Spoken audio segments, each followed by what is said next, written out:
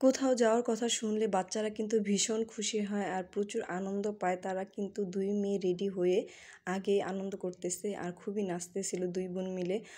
তো hello everyone, আসসালামু আলাইকুম। সবাই কেমন আছেন? আশা করছি ভালো আছেন। আমিও ভালো আছি আল্লাহর রহমতে। এখানে আমার ২ মেয়ে রেডি হয়ে গেছে, আমিও রেডি হয়ে গেছি। আজকে হচ্ছে আমার বোনের বাসায় যাব। আপু ভীষণ অসুস্থ ছিল কিছুদিন, তাই ভাবলাম আপুকে একটু দেখে আসি। আর এই তো ফাইনালি কথা বলতে বলতে কিন্তু আমি বাসায় চলেও আসছি। এটা হচ্ছে বড় আপুর বাসা, আর বড় আপুর বাসা কিন্তু আমার বাসার খুব কাছাকাছি, 10 মিনিট লাগে যেতে। তাই ঝটপট করে কিন্তু কথা বলতে বলতে দেখলেন যে চলে আসছি। আর এই তো আপুর বাসায় এসে কিন্তু আপুর বাসাটা একটু ভিডিও করতেছিলাম, যেহেতু আপুর বাসায় 2টা রুম। তো 2টা রুমের ছোটোখাটো একটু ভিডিও আপনাদের সাথে শেয়ার করলাম। আর এইদিকে হচ্ছে আমার ভাইগনা তো খেলতেছে, যেহেতু অনেকদিন পর তার বোনদের দেখছে, বোনেরও ভাইয়ের সাথে খুব আনন্দ করে খেলতেছে। আর এই তো আমি সকাল সকাল যেহেতু চলে আসছিলাম, তো বাসায় এসে আপুদের বাসায় নাস্তা করতেছি। আর এইদিকে হচ্ছে আমার মেয়েকে একটু খাইয়ে দিলাম। তো চিংড়ি মাছ ভাজা, করলা ভাজা, আর হচ্ছে এখানে কালিজিরা ভর্তা দিয়ে সকালে আমি নাস্তাটা সেরে নিলাম। আর এইদিকে হচ্ছে আপু দেখতেছি যে আমার নাস্তা খাওয়া হতে হতেই রান্না বসে দিছে দুপুরের জন্য। দুপুরের জন্য আপু হচ্ছে বিরিয়ানি রান্না করবে, কারণ আমি হচ্ছে বিরিয়ানি খুবই পছন্দ করি খেতে। এই কারণে হচ্ছে আপু বিরিয়ানি রান্না করবে। আর বাসায় কিন্তু আজকে আমার ভাইগনার জন্মদিন, যদিও বা আমার একটু মনে ছিল না। তারপর বাসায় যাওয়ার পরে শুনি যে আমার ভাইগনার জন্মদিন ছিল।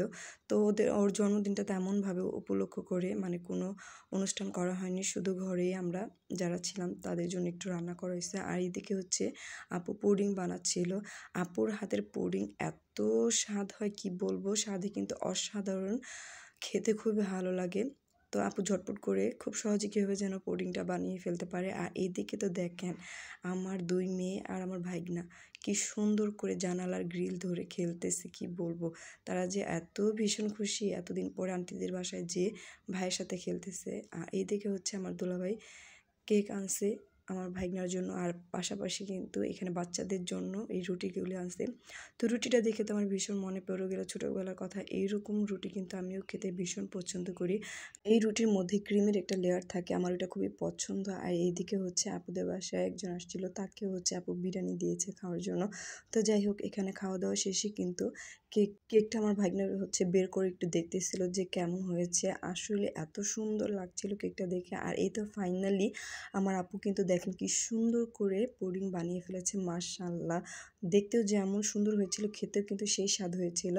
এইদিকে হচ্ছে সন্ধ্যা হয়ে গেছে, তো আমি যেহেতু বাসায় চলে আসবো তাই ঝটপট করে হচ্ছে এখানে কেকটা কাটা হচ্ছে।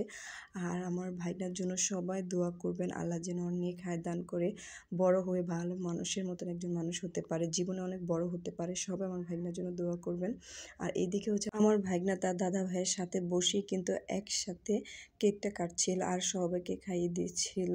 তো যাই হোক, এই খাওয়া দাওয়া শেষ পর্বর পরে কিন্তু আমাদের এখানে ভাইয়া সুন্দর করে কেকটাকে পিস পিস করে সবাইকে এক এক করে দিতেছিল। আর এই তো দেখেন বাচ্চারা কি কাণ্ড করতেছিল। আমার ছোট মেয়ে তো এখান থেকে কেক থেকে নিচ্ছে আর খাচ্ছে পুরো কেকের থেকে।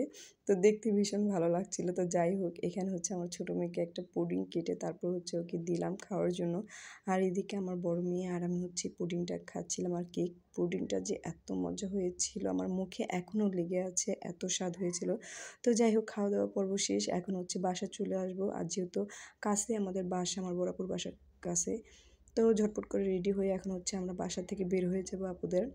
এইদিকে আপু হচ্ছে আপনাদের ভাইয়ার জন্য খাবার দিয়ে দিচ্ছিল, কেক পুডিং সবই দিয়ে দিচ্ছিল, যেহেতু সে যায়নি তাই আপু সবকিছু গুছিয়ে দিয়ে দিচ্ছিল। আর এই তো এখন আমার 2 ভাইগনা হচ্ছে আমাদের একটু এগিয়ে দিয়ে আসছিল, যেহেতু আমি 2 মেয়েকে নিয়ে একা একা যেতে পারবো না, তাই হচ্ছে ওরা 2 ভাই আমাকে আমার 2 মেয়েকে নিয়ে একটু অটো করে উঠিয়ে দিচ্ছিল। আর এই তো অটো করে এখন হচ্ছে আমি বাসায় চলে আসছি। বাসায় আসার পর হচ্ছে বিরিয়ানিটা যেহেতু গরম ছিল, তাই হচ্ছে আমি বিরিয়ানিটা একটা বোলের মধ্যে রেখে তারপর হচ্ছে একটু বাতাসে রাখলাম। আর কেকটাও এইদিকে দেখে নড়াচড়া হয়ে ভেঙে গেছে। তো আজকে ভিডিওটা হচ্ছে এই পর্যন্তই। সবাই ভালো থাকবেন, সুস্থ থাকবেন। আল্লাহ হাফেজ।